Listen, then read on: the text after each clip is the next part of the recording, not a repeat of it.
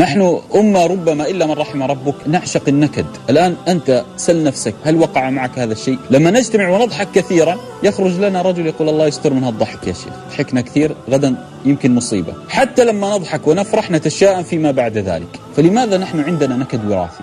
لماذا؟ رغم أن النبي صلى الله عليه وسلم يقول لا تحقرن من المعروف شيئا ولو أن تلقى أخاك بوجه طلق، يعني مبتسم. النبي صلى الله عليه وسلم سماه معروف. لو سألتك سؤال ما المعروف؟ ما هو المعروف؟ تقول أن تأمر بالخير، كأن الابتسامة تأمر بالخير. كأنك أنت لما تمشي بالسوق وتبتسم، أعلم أن الناس سيقولون عنك شوف المجنون، أعلم هناك فئة من الناس أعاننا الله عليهم. لما تقود السيارة وتبتسم يومك ماذا؟ يتغير.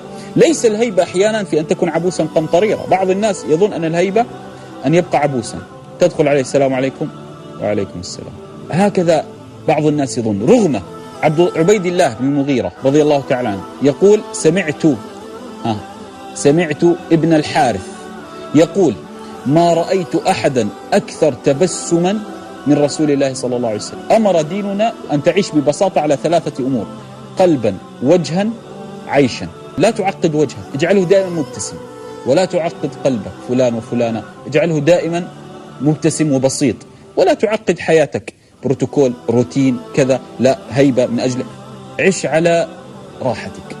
أنت ستعيش الحياة مرة واحدة ستحيا الدنيا.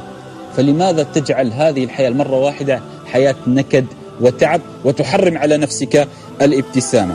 لهذا جرير رضي الله تعالى عنه يقول والله منذ أن أسلمت، اسمع، يقول والله منذ أن أسلمت ما رآني النبي صلى الله عليه وسلم إلا وتبسم في وجهي. إذن ديننا ليس أن تأتي بماذا؟ الوجه هذا العبوس القمطرير، لماذا؟ لأصنع لي هيبة، أريد أن أكون يا شيخ مهاب. كيف؟ لا تضحك، لا، اضحك وتبسم. فإن الدين محمد صلى الله عليه وسلم بسيط جدا. يا أخي أكبر دلالة على أن الدين بسيط بني الإسلام على 5. كلنا يحفظ الحديث، بني الإسلام على 5. هذا هو دين محمد صلى الله عليه وسلم. فلماذا تعقده؟